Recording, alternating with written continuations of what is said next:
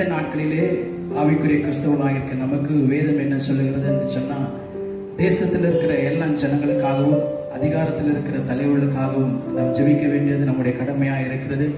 தொடர்ந்து நம்முடைய ஜெபங்களை நம் தேசத்திற்காக இந்த அசைவு உண்டாயிருக்கிற இந்த நாட்களில நம் தேசத்திற்காக நாம் ஜெபித்து கொண்டு இருப்போம். இந்த நாட்களிலே வேதத்திலிருந்து சில வார்த்தைகளை எடுத்து நாம் தியானித்து நாம் கடந்து போவோம். எடுத்தவர்கள் வாசிக்கலாம். யோவானுக்கு எழுதின சுவிசேஷம் 8ஆம் அதிகாரம் 36ஆம் வசனத்தை எடுத்தவர்கள் நாம் வாசிக்க கேட்போம். ஆகையால் குமாரன் உங்களை விடுதலையாக்கினார், மெய்யாகவே விடுதலையாவீர்கள். பிரைஸ். ஒரு விஷயம் கண்களை மூடி கர்த்தரை நோக்கி நாம் பார்ப்போம். பிரைஸ். எங்கள் அன்பின் ஆண்டவரே, இந்த நாளிலுமாய் கூட கர்த்தாவே உம்மை நோக்கி நாங்கள் பார்க்கிறோம் ராஜா. ஆவியானவர் தாமே ஆண்டவரே மை ஸ்தோத்திரிக்கிறோம், துதிக்கிறோம் ராஜா. இந்த காலவழியிலே எங்களை மத்தியிலே நீர் கடந்து வரும்படி ஆய்க்கூட ஆண்டவரே, வேதம் சொல்கிறது சத்தியத்தை கேளுங்கள், சத்தியம் உங்களை விடுதலை ஆக்கும் என்று சொல்லி நாங்கள் பார்க்கிறோமே. இந்த நாளிலுமாய் கூட கர்த்தர் நீர் மறைத்து நீர் வெளிவிடும்படியாக நாங்கள் ஜெபிக்கிறோம். இயேசுவின் நாமத்தில் பிதாவே, ஆமென். வேதம் சொல்லுகிறது குமாரன் விடுதலை ஆக்கினால் மெய்யாகவே விடுதலை ஆவீர்கள் என்று சொல்லி. இந்த உலகத்துல மெய்யாகவே நம்மளை விடுதலை ஆக்குறவர் யார் என்று சொன்னா நம் ஆண்டவராக இயேசு கிறிஸ்து.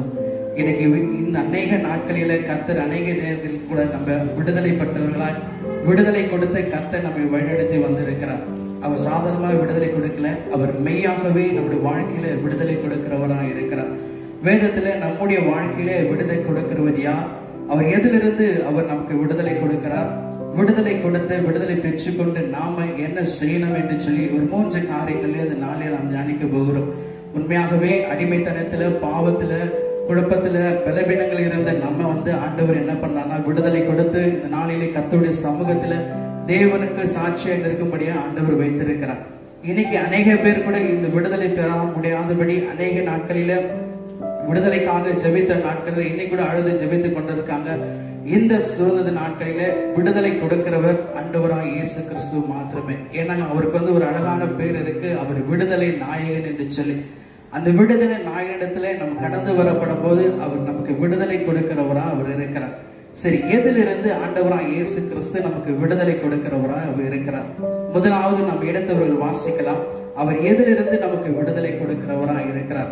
லூக்கா எழுதின சுவிசேஷம் 4ஆம் அதிகாரம் 18ஆம் வசனத்தை நாம் எடுத்தவர்கள் வாசிப்போம். கர்த்தருடைய ஆவியானவர் என்மேல் இருக்கிறார், தரித்திரருக்கு சுவிசேஷத்தை பிரசங்கிக்கும்படி என்னை அபிஷேகம் பண்ணினார். இருதயம் நறுங்குண்டவர்களையும் குணமாக்கவும், சிறைப்பட்டவர்களை விடுதலையும், குருடர்களுக்கு பார்வையையும் பிரசிக்கப்படுத்தவும், நொறுங்குண்டவர்களை விடுதலையாக்கவும். வேதம் சொல்லுகிறது சிறைப்பட்டவர்களை விடுதலையாக்க வேண்டும் என்று சொல்லி.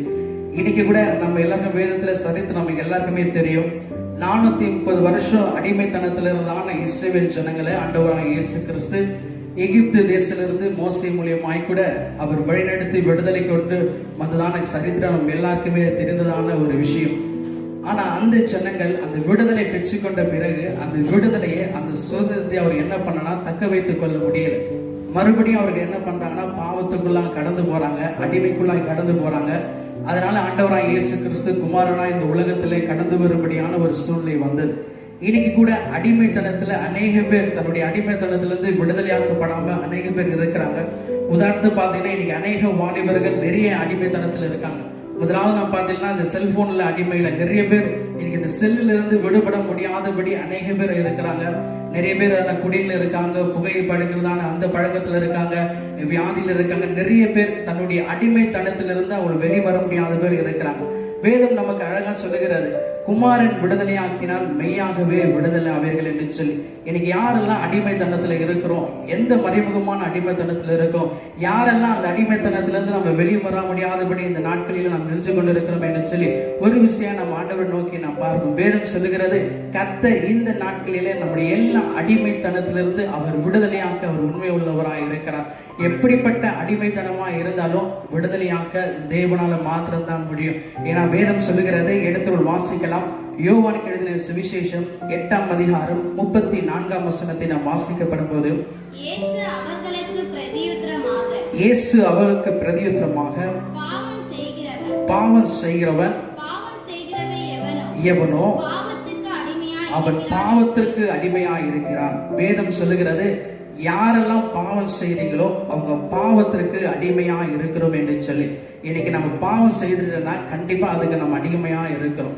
உதாரணத்துக்கு வேதத்துல நம்ம அநேக சம்பவங்கள் இருந்தாலும் ஒரு ஊழியக்காரர் சொன்னதான ஒரு கதை இந்த நாளிலே கர்த்தர் நமக்கு சொல்ல கேட்போம்.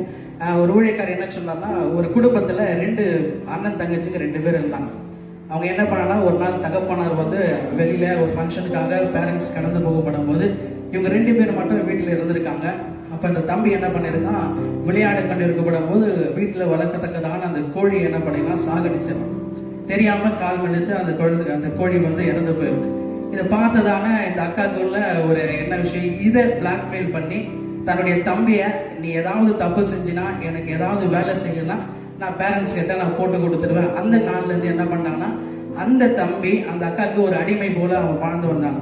இப்படி இல்ல, சில நாட்களாக சில மாதங்களாக அந்த அக்கா என்ன செய்ய சொல்றாங்களோ அது வந்து தன்னுடைய குடும்பத்துல இவன் செய்கிறவனா இருந்தான். உதாரணத்துக்கு பார்த்தா, ஒரு தண்ணி பிடிக்கிறதுல இருந்து எந்த ஒரு விஷயம் குடும்பத்திற்காக செய்ய வேண்டும் என்று சொன்னால அக்கா செய்யாம தம்பியை தான் அவன் வேலை வாங்கி கொண்டு இருந்தான். ஒரு நாள் இந்த காரியம் அவனுக்குள்ள ரொம்ப பாரமாயிடுச்சு.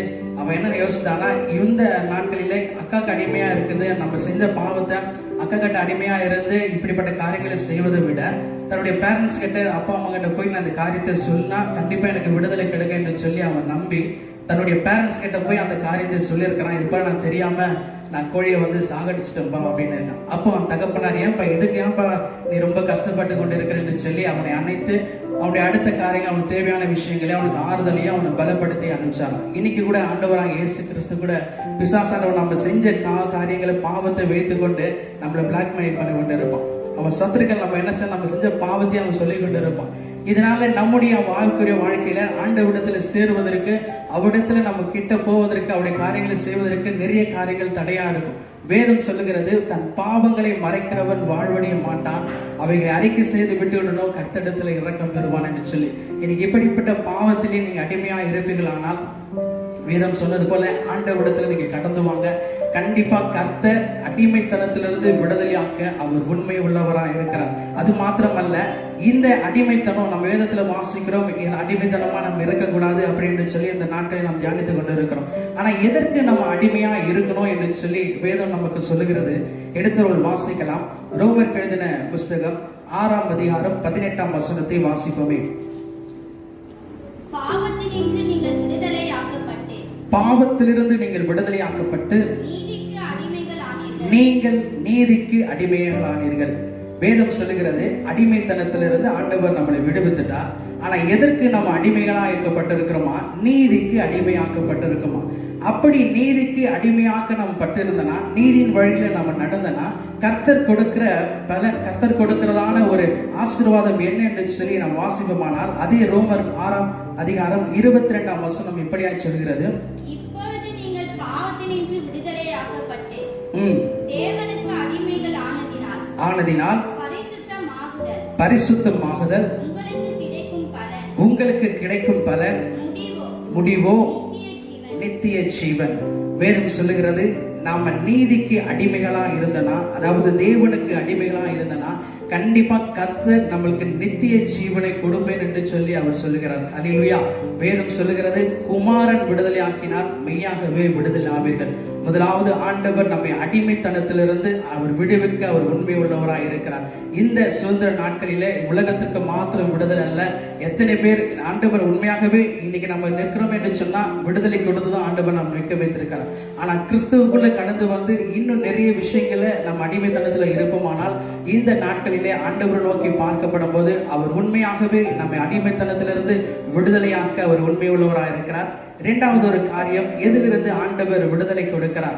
எடுத்தவர்கள் வாசிக்கலாம். சங்கீதங்களின் புஸ்தகம் 38ஆம் சங்கீதம் 4ஆம் வசனத்தை எடுத்தவர்கள் வாசிப்போமே. என் அக்கிரமங்கள் என் தலைக்கு மேலாக பெருகிச்சு, அவைகள் பார சுமையை போல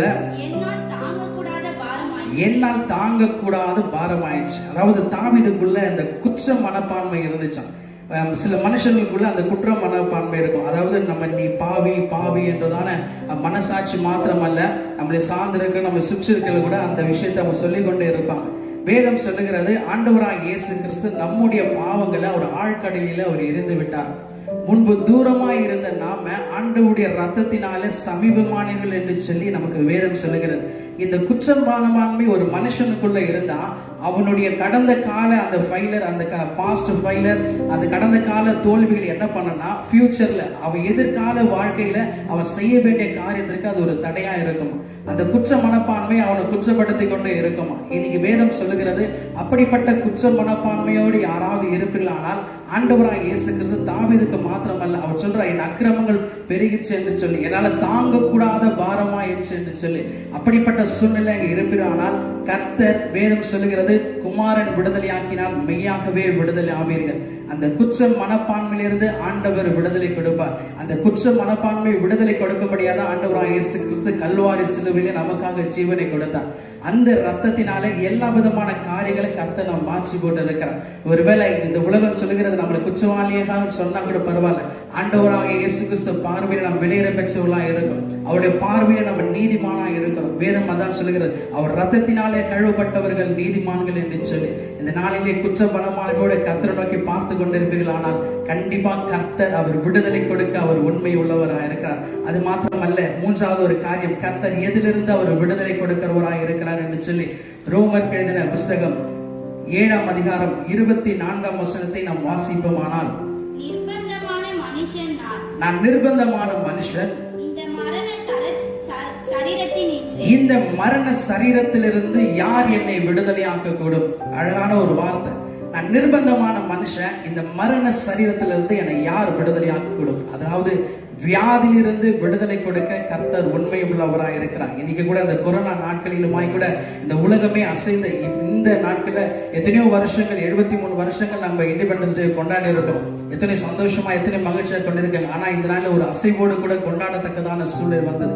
அநேக பேர் வியாதி, கொரோனா மாத்திரம் அல்ல, இன்னும் எத்தனையோ வியாதிகளோடு கூட அவர் இருக்கிறாங்க. அந்த வியாதியிலிருந்து விடுதலை கொடுக்க ஆண்டவரால மாத்திரம் தான் முடியும். ஏன்னா அவர் இலவச வைத்தியர், அவர் சுகம் கொடுக்கிற தேவன், அவர் யெகோவா ரஃபாவா இருந்து தன்னுடைய பிள்ளைகளுடைய வாழ்க்கையில சுகத்தை கொடுக்கிறவராக இருக்கிறார்.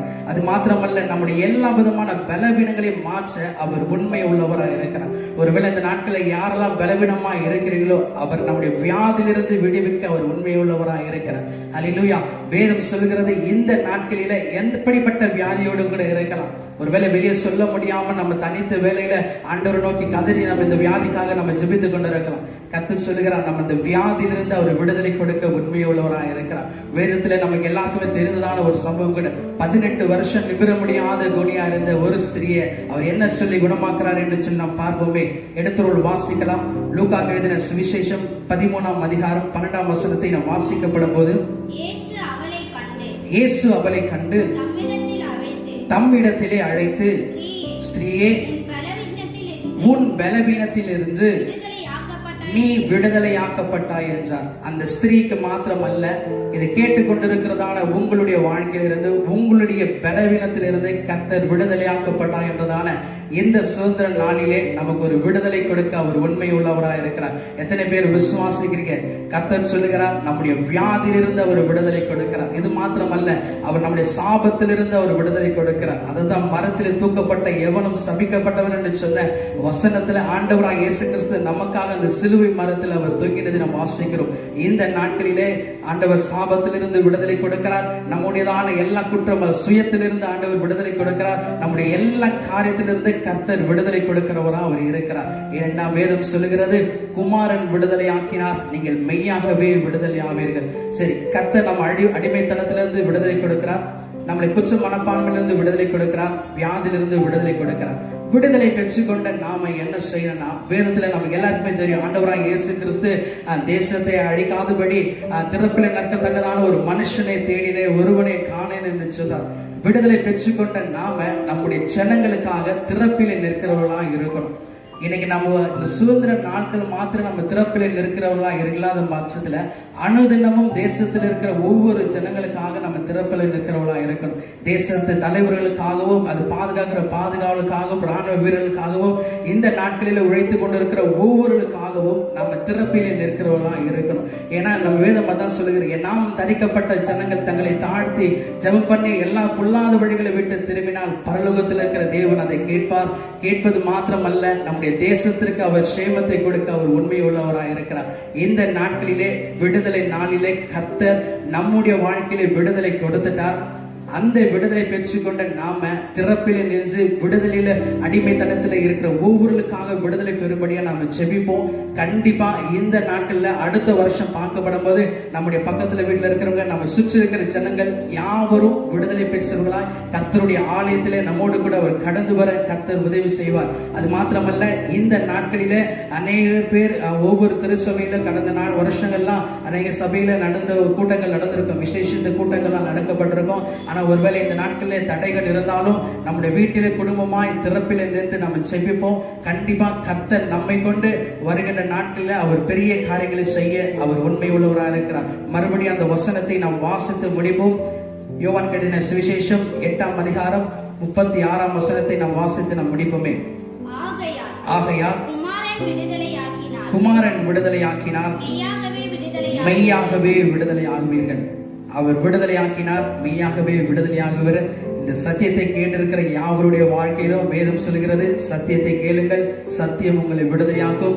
நீங்க கேட்கப்படும் போது ஆவியானவர் மத்தியில கடந்து வருவார்.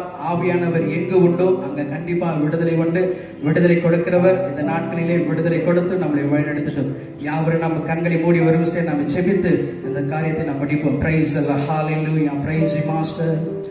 எங்களை அதிகமா நேசிக்கிறதான எங்கள் அன்பின் ஆண்டவரே, இந்த நாளிலும் ஆய்கூட இந்த சுதந்திர நாளிலே கர்த்தருடைய வார்த்தையை நாங்கள் கேட்கும்படி ஆய்கூட ஆண்டவரே, நீ உதவி செய்த நன்மைக்காக நாங்கள் நன்றி செலுத்துகிறோம். ஆண்டவரே, ஸ்தோத்திரிக்க ராஜா, அடிமைத்தனத்தில் இருந்த எங்களை ஆண்டவரே நீ விடுவித்து உங்களுடைய காரியங்களை செய்யும்படியா எங்களை பிரித்து நீர் கொண்டு வந்தீர் ஆண்டவரே. அப்பாவை ஸ்தோத்திரிக்கிறோம். வேதம் சொல்லுகிறது, குமாரன் விடுதலை ஆக்கினால் மெய்யாகவே விடுதலை ஆவீர்கள் என்று சொல்லி ஆண்டவரே, இன்னுமாய் கூட ஆண்டவரே எந்த அடிமைத்தனத்துல இருந்தாலும் ஆண்டவரே கர்த்தர் அதுல இருந்து விடுதலை கொடுங்க.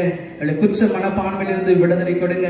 வியாதியிலிருந்து நீர் விடுதலை கொடுங்க ஆண்டவரே. எங்க சாபத்திலிருந்து கர்த்தர் நீர் விடுதலை கொடுத்து விடுதலையை பெற்றுக்கொண்ட நாங்கள் ஆண்டவரே சும்மா இல்லாதபடி ஆண்டவரே திறப்பிலே நின்று செபிக்கத்தக்கதான காரியங்களை கர்த்தர் நீர் விடுபடும்படியா நாங்கள் செபிக்கிறோம். இந்த நாட்களிலே ஆண்டவரே இந்த யூடியூப் வாயிலை கேட்டுக்கொண்டிருக்கிற ஒவ்வொரு குடும்பத்தின் மத்தியிலே கர்த்தர் நீர் விடுதலை கொடுத்து நீர் நடத்தும்படியா நாங்கள் செபிக்கிறோம். ராஜா, உங்களுடைய அன்புள்ள கரத்திலே கொடுக்கிறோம். பொறுப்பிடுங்க, ஆசீர்வதிங்க, பெரிய காரியங்களை செய்யுங்க. மாறாத இயேசு கிறிஸ்துவின் நாமத்தில் செபிக்கிறோம் என் ஜீவனம் அன்பு நிறைந்த நல்ல பிதாவே.